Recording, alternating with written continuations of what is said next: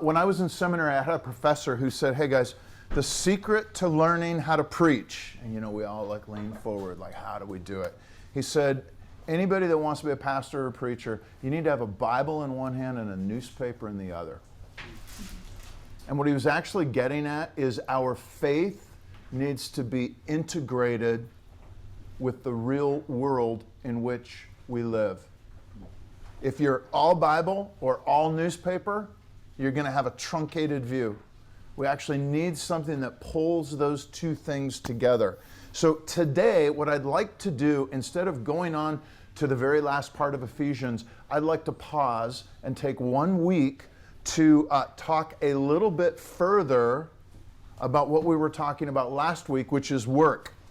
Specifically, I'd like to talk about faith and work, or maybe you could say it, how faith works, or how your faith can be at work in your work.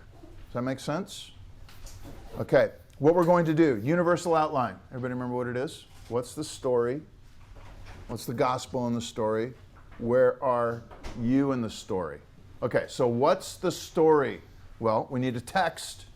So turn in your text to your newspaper, which is the New York Times article on birds from Wednesday, May 21st. I think that's the date.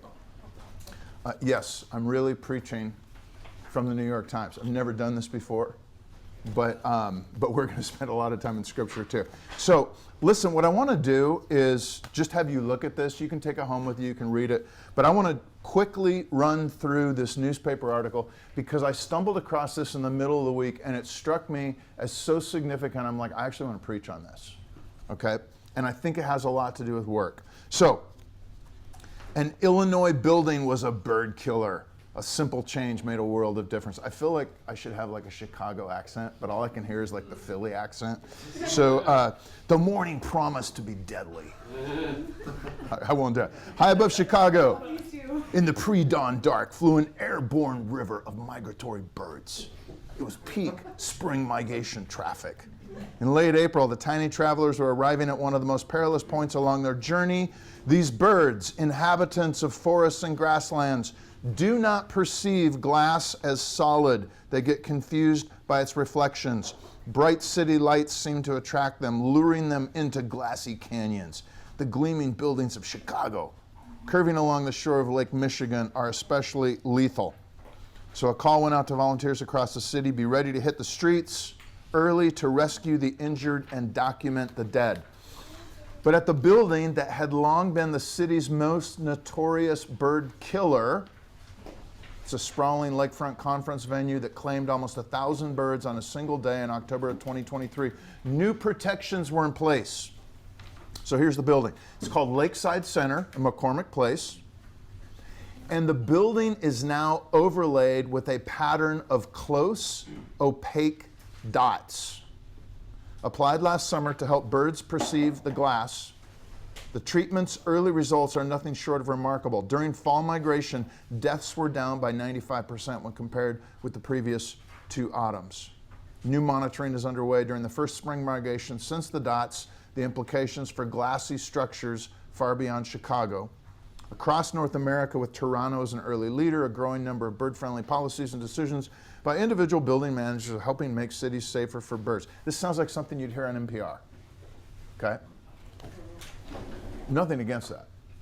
On the recent morning, David Willard, this is the part I want you to key in, an ornithologist at the Field Museum of Chicago, set off on a lakefront path towards McCormick Place, known as the Birdman to workers there. Dr. Willard has been tallying the building's avian victims for almost 50 years. Okay? It wasn't yet 6 a.m. He wondered aloud what he would find. As he walked, white-throated sparrows flitted around the shrubs. A Baltimore oriole called from a tree. A great heron flew by. The park seemed full of returning birds. If there were to be casualties in McCormick despite the treatment, Dr. Willard said, it would be on a morning like this one. This is a good test. Now, here's a little bit about the building. Catch this. Researchers have estimated that hundreds of millions of birds die by hitting buildings every year in the United States. The strikes are believed to be behind one of the factors. Let me say that again. These strikes are believed to be one of the factors behind almost a 30% drop in North American birds since 1970. In other words, there are 30% less birds in America today than there were when I was born. Okay? Chicago is one of the most dangerous cities in the country for migrating birds, according to research by the Cornell Lab of Ornithology. No building was known to be more lethal than McCormick's Place at Lakeside Center. It has to do with the proximity to the lake and the migration patterns. Okay, big glass skyscraper. We built a lot of them since the 70s. Dr. Willard, it's not a skyscraper, but it's a big glass building. Dr. Willard has been cataloging the dead there since 1978, when he was the Field Museum's collection manager for birds. So he didn't even work at this place. He works at the Field Museum. Okay, he's an ornithologist, which means he studies birds. He had heard that migrating birds sometimes ran into McCormick, and one morning before work, he decided to check it out. This is in 1978. Below the glass were 2 dead birds. Listen to what he says. I sometimes wonder if I hadn't found anything, whether I would have ever even gone back. Instead, he started daily monitoring during migrations in 1982. From that year through 2024, he and the colleagues have documented 41,789 birds killed just by the glass at this one building. Okay. Over the years, as the death toll mounted, advocates pushed for changes. McCormick managers said they tried a series of innovations. In the 80s, strips of netting. In the 90s, bird of prey calls and silhouettes. They even commissioned a 9-acre park of native prairie and woodlands on the roof of a lower parking deck, hoping that it would draw the birds away from the glass. Okay, what'd you say? Yeah, exactly. Tried a bird, no, they didn't try, I don't know if they tried a bird bath or not. Lake Michigan. Jump down. Yeah, exactly. There's a big bird bath right there. Okay, to the bottom part of this page, hundreds of birds continued to die each year during spring and fall migrations. Often it was a few each morning, but sometimes dozens a day. Then on October 5th, 2023, Dr. Willard climbed the lakefront steps to the building's walkway on his routine inspection, and he found it littered with dead and injured birds. Shocked by the sheer volume, struggling to save the living while gathering the dead, he called a colleague for help. They were continuing to crash as we were picking them up, Dr. Willard recalled. The casualties were mostly warblers, but also thrushes, sparrows, and others. And on the way back to the museum, they carried plastic bags bulging with roughly 975 dead birds one day. As news of the episode ricocheted around the world, public outrage was unlike anything the managers at McCormick had ever seen. Calls and emails poured in. The Bird Conservancy took out a full-page ad in the Chicago Tribune with the headline reading, "One night, one building, 1,000 birds dead." Okay, here's the important part. Ms. Clark said she reached out to the Field Museum, federal wildlife officials, and bird advocacy groups with the question, what can we do so this will never happen again? Some of the earliest research on how to make glass safer for birds was conducted by this guy, an ornithologist in Allentown, PA. He found that falcon silhouettes were not effective. Birds did not register them as predators. They simply flew into the adjacent glass. Instead, to effectively deter birds, the glass needed a pattern over its entire surface at a distance of no more than 2 inches, and that would prevent even tiny hummingbirds from trying to dart through. So eventually Ms. Clark and her team decided on the dots. The treatment cost $1.2 million, paid for by the state of Illinois. Visitors don't seem to notice the dots even from the inside. She said she knows of no pushback. But one problem remains, a transparent pedestrian bridge that was not treated. It's a tiny area compared with the 2 football fields of dotted glass, but it now claims an outsized number of the victims. Of 45 deaths at McCormick this last fall, do you catch that? They went from 1,000 in one day down to 45 for an entire fall. Of those 45, 27 came from the bridge, the little footbridge that didn't have the treatment on it. Okay, managers of McCormick are still deciding whether to treat it. We're waiting on some data. We've got to justify what we're spending. Here's the end. 2 different scenes. On a recent spring morning, the sky still orange with sunrise. One bird lay dead under treated glass at McCormick. It was a catbird. Dr. Willard and I watched as dozens more flew towards the windows, and then they got close. They seemed to put on the brakes, pulling away, veering out of danger. Okay, walking around the mammoth building, there were no more casualties beneath the treated windows, but at the untreated glass of the pedestrian bridge, it was another story. 4 dead birds on the pavement. Okay. 1, a white-throated sparrow came around in his hands trying to flutter away. He placed it in a bag to be released later. It was evidence that the bridge needs the film dots too. Word of the treatment's effectiveness is already spreading throughout the city and beyond. It started last fall when some of the results were coming out, said Paul Grelou.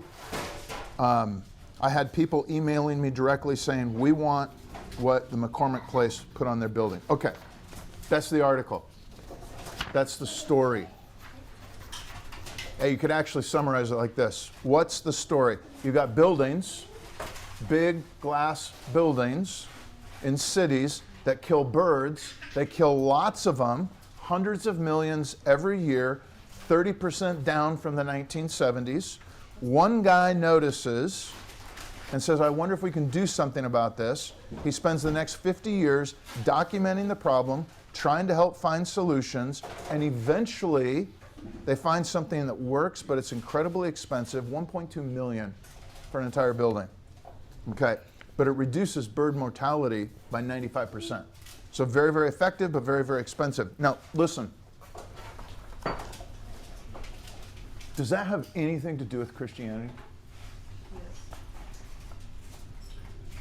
Remember that we are trying to learn to think like first century Christians.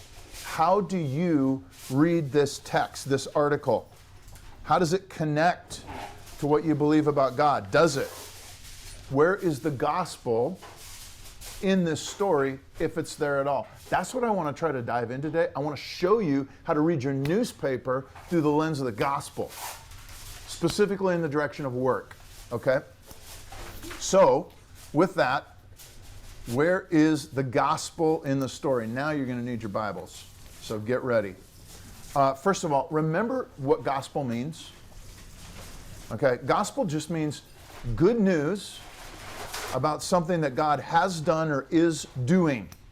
Okay, and the question is that good news something that only happens like in your heart or in your head or like in spiritual realms or in the kingdom come, or is it something that's actually bleeding into the here and now? And how you answer that question is going to reveal as much about you as it does about Christianity.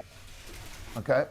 So there's 4 questions that are going to help us think about where's the gospel in this story. You ready? Question number 1. Does God care about birds? And the answer is, yes, he does. Okay? I can prove it to you. Do you know how? Matthew 6, 7. Okay. It's not Matthew 6, 7, but it's Matthew 10. Listen, Matthew 10:29. Jesus is talking, and he's talking to his disciples, and he makes this passing reference. And he says, aren't 2 sparrows sold for a penny? Have you heard that before? Okay. Now listen, what he's doing is he's picking something. What's the value of each sparrow? ½ cent. He's picking something that they would have looked at and said it's almost worthless. It's a very, very low value. And yet he says not one of them falls to the ground except by the Father's what? Will. In other words, God is in control of even the sparrow, okay, that falls off a fence post or runs into a glass, hits a window. He says that doesn't happen unless the Father actually allows it. And then he says this, are you not much more valuable than sparrows? Now, listen, what's the kind of takeaway from this? He's saying the Father's in complete control of everything, and he is massively engaged. He's saying, 2, you're more valuable than sparrows. So 3, don't be afraid, don't fear, trust that the Father cares for you. But listen, there's a 4th thing.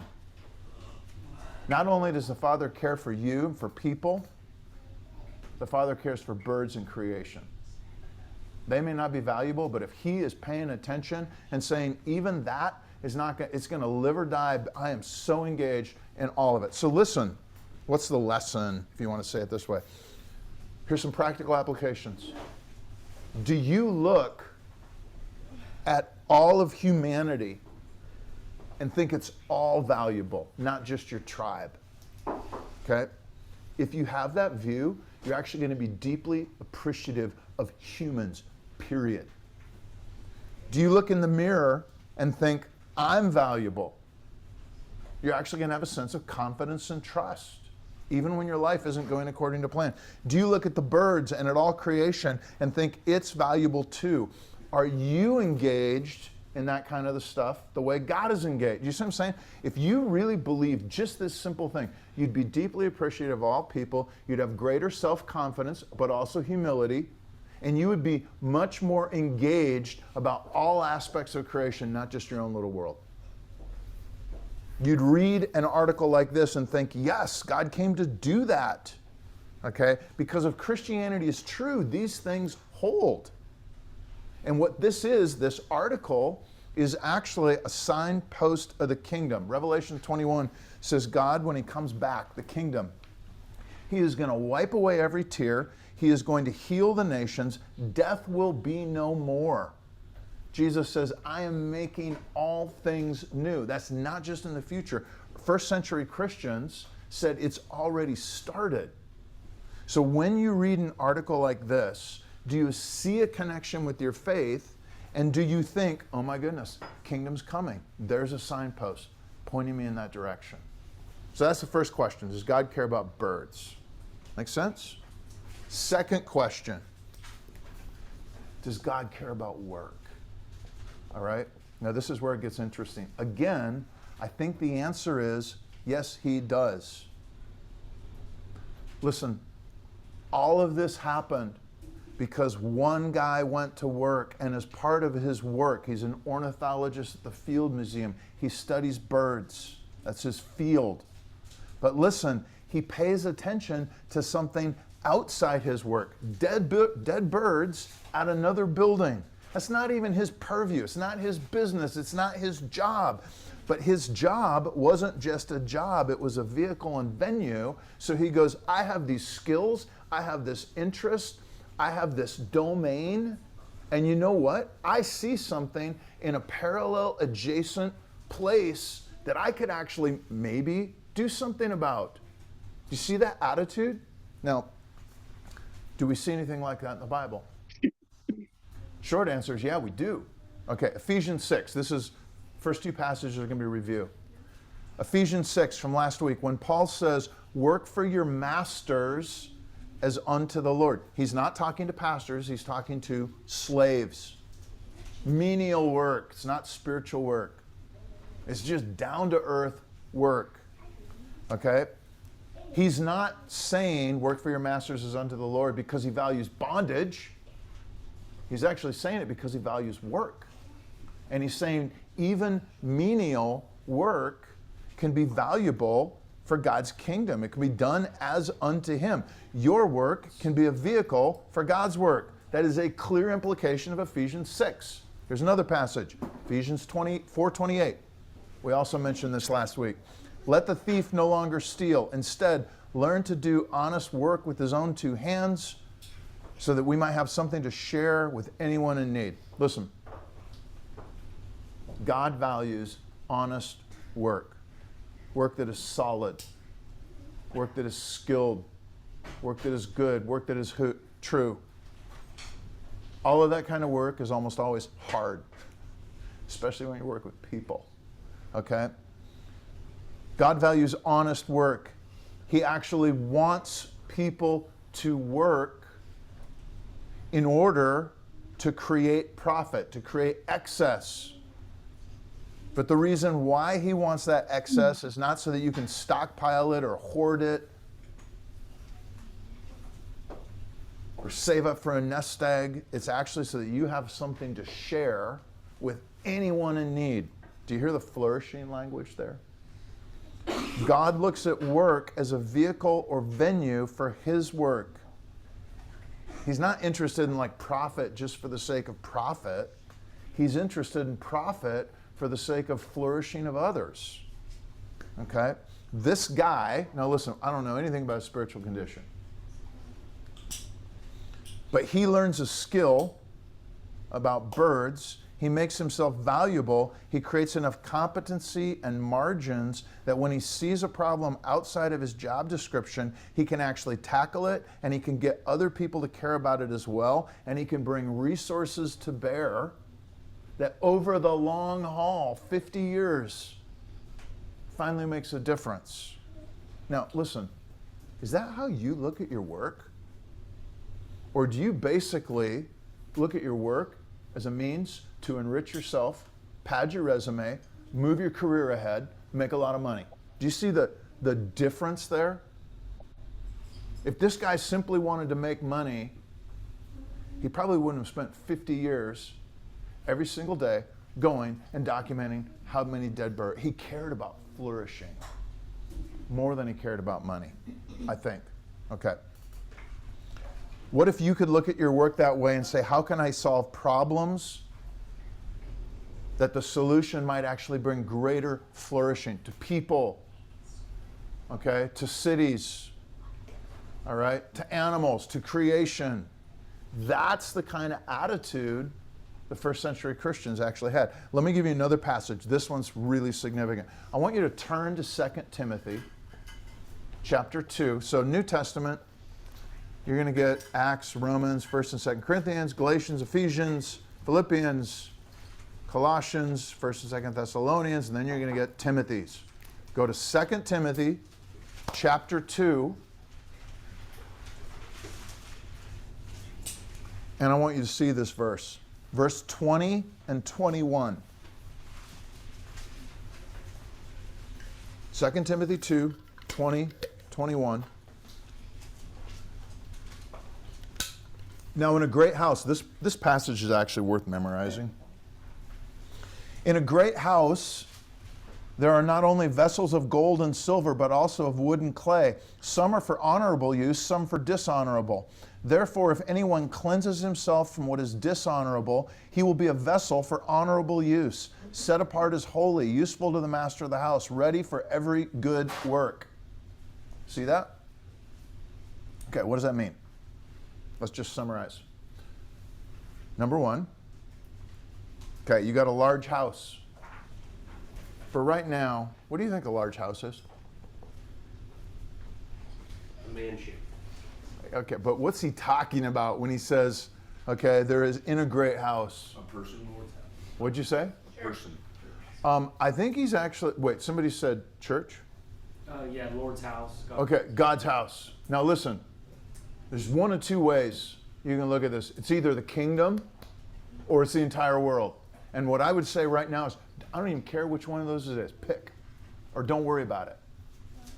He's saying in a large house, so you can think of a house, but he's talking about either the world or God's kingdom. He says there are vessels. When he says vessels, what's he talking about? He's talking about people. Okay? He is saying that every single person, either in the kingdom or in the world, is actually created for a purpose. This is vehicle language. And he says, now there's two kinds. There's gold and silver, okay? And then there's wood and clay.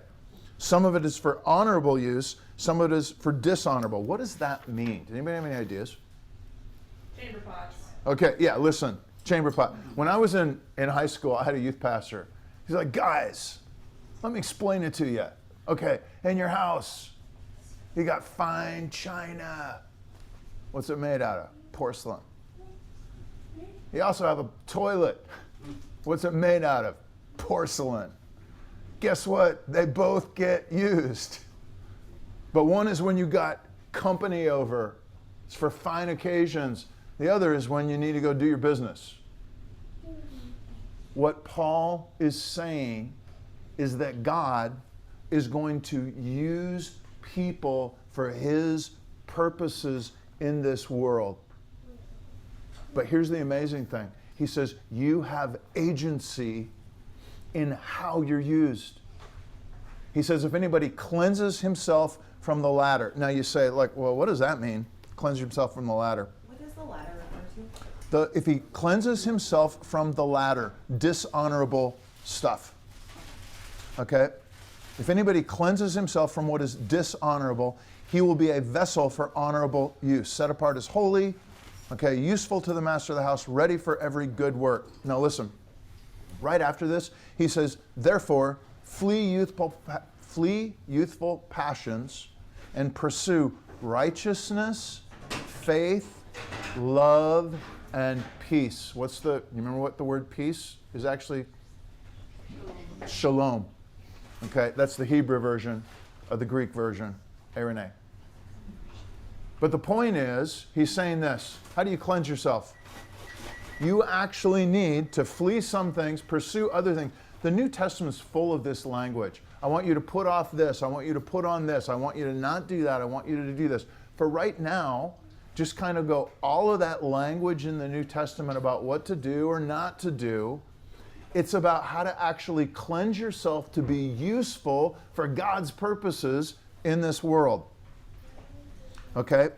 And here's what I want you to see. The real key of this passage, he will be ready. This is the very last words of verse 21. Ready for what? Every good work. Now listen. Number one, you've got agency. You can put yourself in a position to be useful. Ready for every good work. And what I want you to take away from today, this is actually homework. Go search the New Testament for references to good work or good works. All right? I'm going to give you a handful, but there's more. This is our quick little survey. Jeremiah 29:7. Seek the shalom of the city. Listen, what he's saying in Jeremiah 29:7, I want you to work for the good or the welfare of the city. Shalom. He doesn't use the phrase good work, but he is talking about the exact same thing. So sometimes this good work thing actually has to do with renewing a city, an entire community. Okay, flip to 1 Timothy, a few pages to the left, chapter 5. I want to show you something here. This is verses 9 and 10. It's really kind of a big section in here. 1 Timothy chapter 5, verse 9. Let a widow be enrolled. Now listen, what's he talking about? Anybody know? What'd you say? Yeah, well, like on the church rolls, specifically probably for help with food. Okay? He says, hey, when you see widows, we take care of them. The early church was famous for that. He's like, here's some guidelines. All right? And he goes, first of all, she's not less than 60 years of age. So in other words, older widows, all right, having been the wife of one husband, a one-man woman. Essentially, not saying that she wasn't married multiple times, probably saying she was just faithful in her marriage. Okay, and then look at this. Having a reputation for what? Good work. Good works. Okay, same phrase. In other words, this is what shalom looks like. She's brought up children. She knows how to raise kids. Family-oriented, flourishing. Okay. She has shown hospitality. Social community building at a personal friend level. Shalom. Okay. She has washed the feet of the saints. What does that mean? Serve. Yeah, you take care of people in-house. You see somebody that's in your, part of your like church family, you better take care of them. But she's also cared for the what? Afflicted. In other words, that's the people out of the house. In other words, this person cares for family, cares for friends, cares for physical needs, in the church body and also cares for the poor and suffering outside the church body. Okay? All of those things are flourishing language. She has devoted herself to every good work. Now, my point here is just this. What you see is somebody seeking the shalom, seeking the flourishing of others in all these various areas, and there are more. But the point is, all of those areas are vehicles and venues for God's work. And a lot of those things, okay, are actually her work. In fact, the widows, you can make a pretty good case for this. When the early church took care of them, they actually almost like hired them to go help meet needs in the community. So not only are they supporting them, they're like, but we got some work for you to do. Okay? Now listen. 2 Corinthians 9, verses 6 through 8. Flip to your left a little bit further.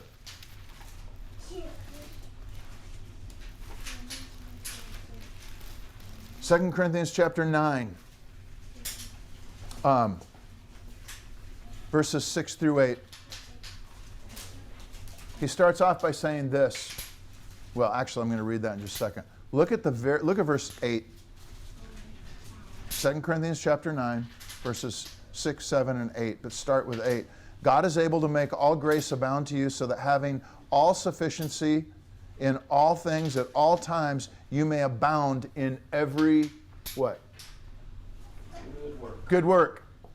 So here's another example. Now, if you've read this passage, what's he talking about in kind of the passage as a whole? It's a relief offering for Jerusalem. In other words, he's writing to the Corinthians, who are Gentiles up in like Roman culture. And he's saying, you guys had a good year. The Jews and Christians back in Jerusalem had a terrible year. There's a famine going on. Paul actually organized a collection, not just ordinary tithing to support the church, but actually like world relief to address a famine back in another country. That's shalom too. Do you see how broad this language is? Okay? Now listen, here's what I want you to see about this. Not so much the disaster relief component, but what he says right at the beginning in verse 8 or 6. The point is this: whoever sows sparingly will also reap sparingly. What's he talking about? He's talking about giving. And he's saying, I want you to give generously. Okay? He says, I want you, whoever sows sparingly will reap sparingly. Whoever sows bountifully will reap bountifully. Listen, what if you looked at your work and at your giving as if it were sowing and planting? He who sows sparingly reaps sparingly. He who sows bountifully reaps bountifully. What if you approached your work with an attitude of sowing instead of reaping? Almost all of us go into work going, what am I going to get out of it? What if you said, I'm looking in my work for opportunities to do good, sow? What if you said, I'm not just looking for opportunities to do good, like to help somebody with their personal relationship with Jesus. That's important. But I'm here to do all sorts of things. Okay, my work is a field, sow. All right, my neighborhood is a field. I'm going to sow. All God creatures in all the various environments, that's a field. I'm going to sow. In other words, somebody who's looking for a kingdom, looking for shalom. Oh, there's a disaster in another country. That's an opportunity too. I'm going to sow. I think you can take that analogy about sowing and you can apply it to every other aspect of shalom, which has to do with this good work stuff. So go through and look at all those things and say, what does it look like for me to adopt a radically different mindset? And what if I could do that in my workplace? Where I'm here saying, how can I be a blessing? How can I help people flourishing? Okay, I think that's what this guy in this article is doing. Now, this gets us to our third question. Do you have to be a Christian to engage in God's work? my answer to this is no and yes. Okay? First of all, no. There's nothing in this article that suggests this guy is a Christian. I didn't go try to like stalk him to figure out if he's got any faith or anything. Like, I want to be really clear here. I think it's extremely important to affirm that God uses all sorts of people, not just Christians, for his redemptive work in the world. You see that in the Old Testament. You see it in the New Testament. You see it in Acts chapter 17 when Paul is preaching to pagans. And he's like, God has actually revealed something about himself to you through your own poets. And they're not even Christians. So the Bible's view of God's working, it's more than just in his church. But when you get to his church, it's much more detailed and specific, and more is expected. So first of all, we got to be really careful. It's not like, oh, well, only Christians are doing good work. No, tons of people doing good work. If you see somebody doing good work, you should support, be thankful, and encourage them however possible, even if they're not doing it at all for God. Maybe this guy just likes birds. You know what? We need more people that like birds. We need more people that like mountains and streams and people. All right? So the first thing is, no, you don't have to be a Christian to actually be a part of God's work. But there's a couple more things that we got to say about this. The second kind of little piece of this is, there are some people who would say, listen, isn't this really the only kind of work that matters? Love your neighbor, take care of the birds. Let's not worry about the spiritual stuff. It doesn't matter what people believe. And what I would say to that is, the scriptures actually warn. You can have a truncated view by being focused on all spiritual, but you can have a truncated view by being focused on just the physical. And what the scriptures do, you see this in the 2 Timothy passage when he talks about cleansing yourself in order to be a tool that is useful for the master. Well, what that looks like, cleansing involves renewing your mind, okay, and learning how to get a job so that you can share. In other words, it's both heart and soul. It includes the spiritual world, it includes what you believe, okay, it includes how you love people, it includes how you work. It's the whole kit and caboodle. And this is where I think there's value in being a Christian. I'm going to give you 3 reasons why a Christian can actually engage in this kind of stuff in a way that non-Christians are going to struggle with. You ready for this? Here's the first one, caring. In other words, does this guy care about birds? Obviously, right? You probably wouldn't spend 50 years doing this if you didn't care. Okay. But if he doesn't believe in God, then what's his reason for caring? It's just his personal preference, right? And listen, if that's his motivation, his personal preference, he's going to run into a bunch of people in this world that don't give a rat's ass about the birds. That's their personal preference. And he's not going to be able to say anything to them one way or the other, because if it's all just personal preference. But if you're a Christian, you actually have a divine imperative where you say, hey, it's not just what I think. God cares about the birds. You ought to as well. Do you see what I'm saying? That actually gives you a resource that's not just grounded in personal preferences. It's grounded in the God who made this world, wants to see the entire place flourish. And that gives us a resource that non-Christians don't have. Okay? Now we need to be humble about, I'm not saying that we need to be like braggadocious or imposing, but it really helps to be able to say like, hey guys, listen, I'm sitting here saying, I think you all, including me, need to do more of this because God says so, not just because it's our personal preference. Okay? So that's the first thing. Christians can care in a way that non-Christians can't, because their caring is actually based in the character of God, not just personal preferences. Second thing, power. Where do you get the resources? Like, where did this guy get his to do this for 50 years? How many of you guys would go count dead birds every day for 50 years to document this like paper trail of tragedy Well, I don't know where he got his strength, but if you're not a Christian, do you know where you're getting your strength? Yourself. Okay? And one of two things are going to happen. One, if you're relying on your own power, your own resources, you will also be subject to your own limitations. So when you are successful, you will be like, I did that. And there's a really good chance it's going to go to your head. But most of the time, when you're not successful, you're going to be like, I couldn't do it. And you are going to feel the weight of your failures, and it will crush you. And Christians have a different set of resources where they can say, listen, I am just a servant. I'm going to do what I can. But like, if I accomplish something great, it actually wasn't me. It was God that did it. That keeps you humble. Okay. And if I try to save the birds and I can't, or I try to like do good for a patient and it doesn't go well, I actually can trust that God's in control of the big picture and God's going to make things right even when I can't. And what that does is it gives you a set of resources to be resilient and humble. Here's a third thing.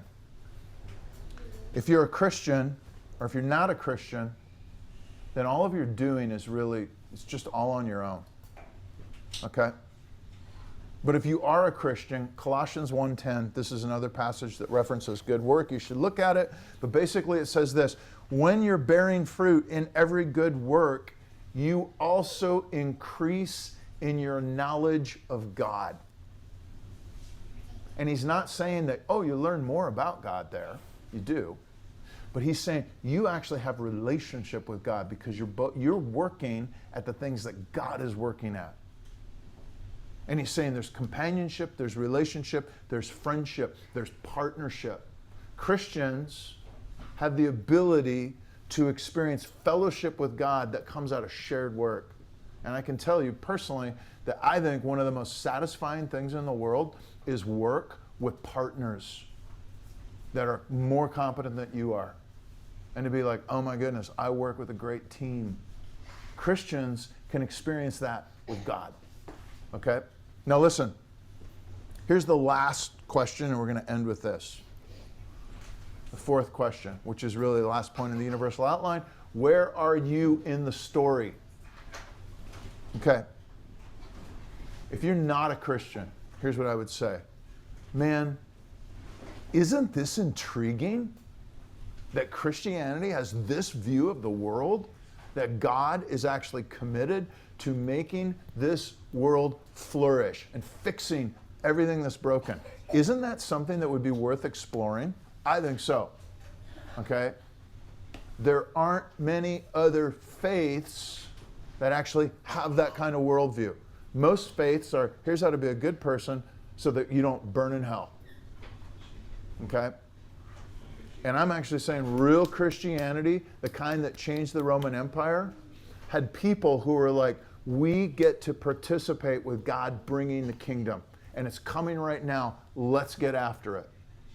So if you're not a Christian, I hope that you see that's what Christianity is about. Second, let's say you are a Christian.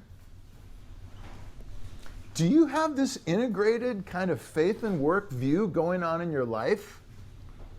Or do you actually have a really truncated view where God's doing his thing over here, okay, and you kind of believe the right things, but really over here, your work, that's your thing? And what I would say to you is like, man, if you're hearing this, and if you're like thinking, I've never heard this before, or I don't have any experience of this, I want to say to you as a Christian, you need to pay attention to this because it will change how you work and it will satisfy you in ways that just a big paycheck can't. Okay. What if you're a pastor or a leader? I would say this. I would say this speaking to other pastors.